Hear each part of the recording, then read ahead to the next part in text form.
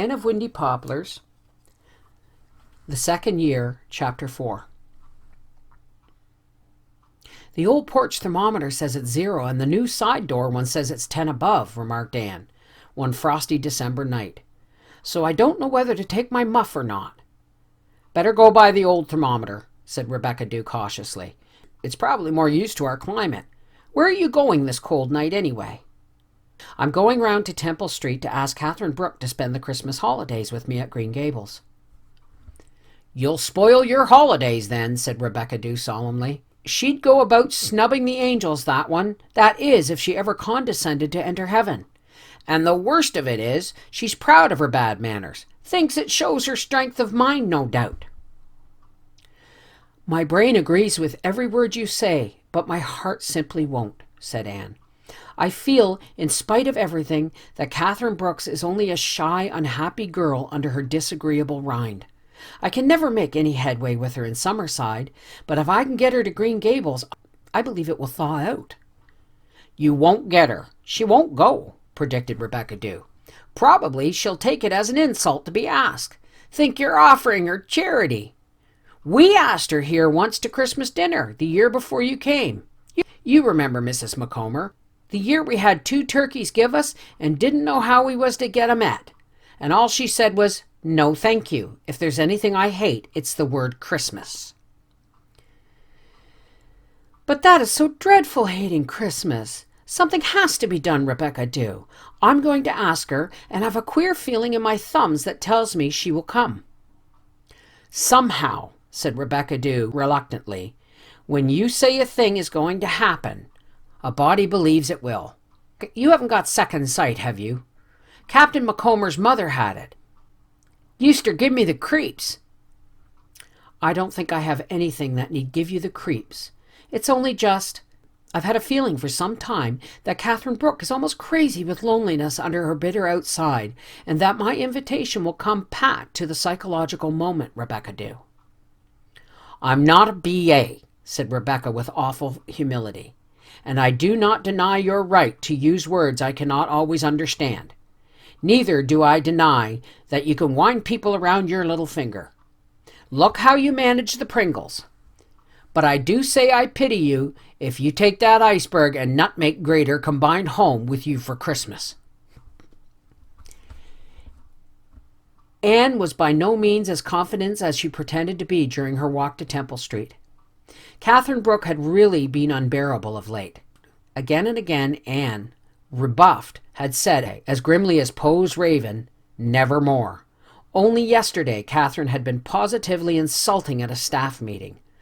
But in that unguarded moment, Anne had seen something looking out of the older girl's eyes. A passionate, half-frantic something like a caged creature, mad with discontent. Anne spent the first half of the night trying to decide whether to invite Catherine Brooke to Green Gables or not. Finally, she fell asleep with her mind irrevocably made up. Catherine's landlady showed Anne into the parlor and shrugged a fat shoulder when she asked for Miss Brooke. I'll tell her you're here, but I don't know if she'll come down. She's sulking. I told her at dinner tonight that Mrs. Rollins says it's scandalous the way she dresses, for a teacher in Summerside High, and she took it at high and mighty as usual. I don't think you should have told Miss Brooke that, said Anne reproachfully. But I thought she ought to know, said Mrs. Dennis somewhat waspishly. Did you also think she ought to know that the inspector said she was one of the best teachers in the Maritimes? Asked Anne. Or didn't you know it? Oh, I heard it, but she's stuck up enough now without me making her any worse. Proud's no name for it, though what she's got to be proud of, I don't know. Of course she was mad anyhow tonight because I said she couldn't have a dog. She's took a notion into her head she'd like to have a dog. Said she'd pay for his rations and see he was no bother. But what would I do with him when she was in school? I put my foot down. I'm boarding no dogs, says I. Oh, Mrs. Dennis, won't you let her have a dog? He wouldn't bother you much. You could keep him in the basement while she was in school, and a dog really is such a protection at night. I wish you would, please.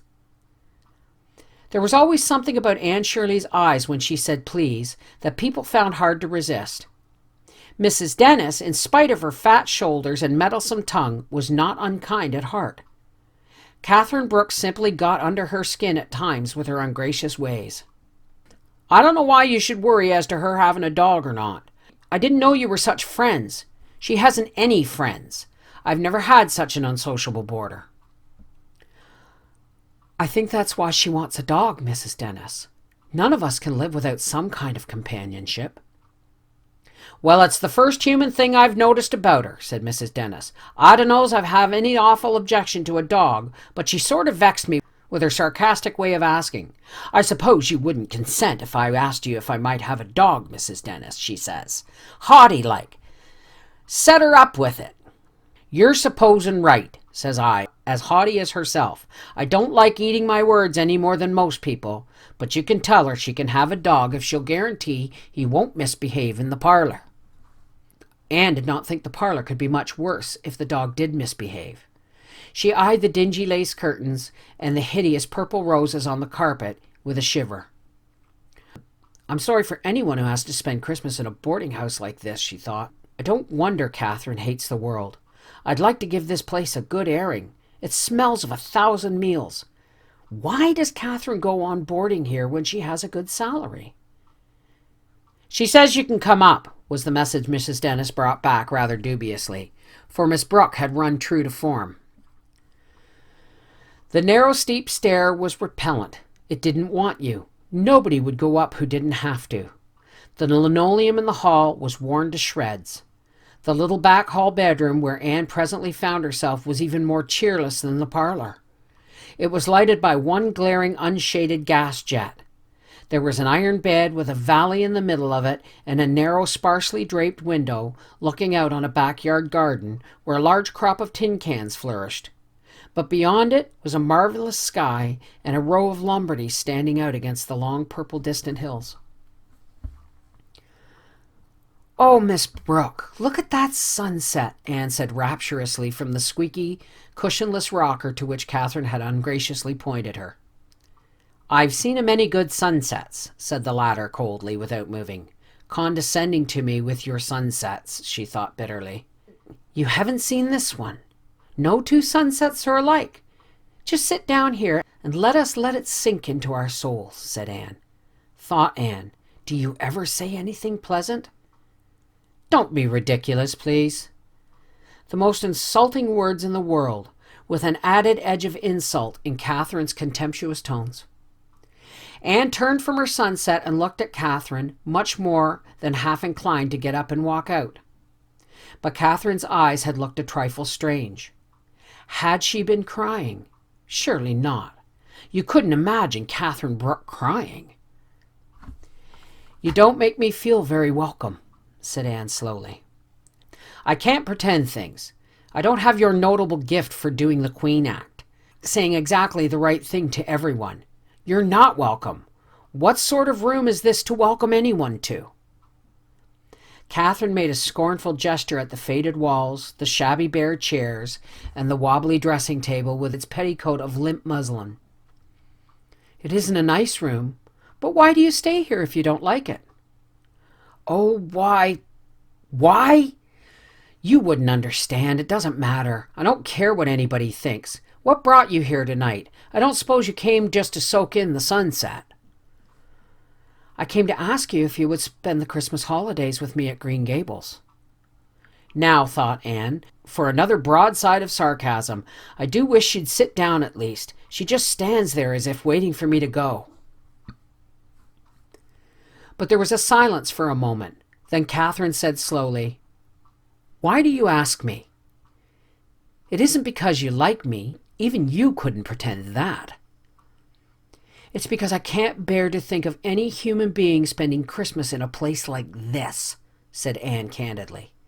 The sarcasm came then. "Oh, I see. A seasonable outburst of charity. I'm hardly a candidate for that yet, Miss Shirley." Anne got up. She was out of patience with this strange, aloof creature. She walked across the room and looked Catherine squarely in the eye. "Catherine Brooke, whether you know it or not, what you want is a good spanking." They gazed at each other for a moment. It must have relieved you to say that, said Catherine, but somehow the insulting tone had gone out of her voice. There was even a faint twitch at the corner of her mouth. It has, said Anne. I've been wanting to tell you just that for some time.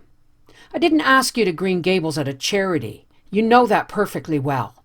I told you my true reason.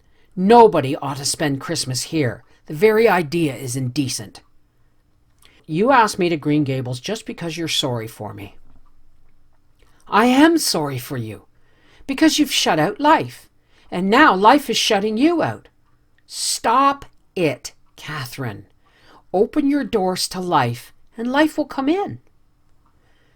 The Anne Shirley version of the old bromide, if you bring a smiling visage to the glass, you meet a smile, said Anne with a shrug. Like all bromides, that's absolutely true. Now, are you coming to Green Gables, or are you not? What would you say if I accepted? To yourself, not to me. I'd say you were showing the first faint glimmer of common sense I'd ever detected in you, retorted Anne. Catherine laughed, surprisingly. She walked across to the window, scowled at the fiery streak, which was all that was left of the scorned sunset, and then turned. Very well, I'll go. Now you can go through the motions of telling me you're delighted, and that we'll have a jolly time. I am delighted, but I don't know if you'll have a jolly time or not. That will depend a good deal on yourself, Miss Brooke. Oh, I'll behave myself decently. You'll be surprised. You won't find me a very exhilarating guest, I suppose. But I promise you I won't eat with my knife or insult people when they tell me it's a fine day. I tell you frankly that the only reason I'm going is because I can't stick the thought of spending the holidays here alone. Mrs. Dennis is going to spend Christmas week with her daughter in Charlottetown. It's a bore to think of getting my own meals. I'm a rotten cook. So much for the triumph of matter over mind. But you will give me your word of honor that you won't wish me a Merry Christmas. I just don't want to be merry at Christmas. I won't, but I can't answer for the twins. I'm not going to ask you to sit down here. You'd freeze. But I see that there's a very fine moon in place of your sunset, and I'll walk home with you and help you to admire it if you like.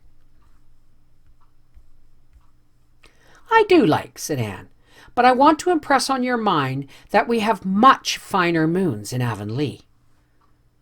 So she's going, said Rebecca Dew as she filled Anne's hot water bottle. Well, Miss Shirley, I hope you'll never try to induce me to turn Mohammedan, because you'd likely succeed. Where is that cat? Out frisking round Summerside, and the weather at 0. Not by the new thermometer, and Dusty Miller is curled up on the rocking chair by my stove in the tower, snoring with happiness. Ah, well, said Rebecca Dew with a little shiver as she shut the kitchen door. I wish everyone in the world was as warm and sheltered as we are tonight.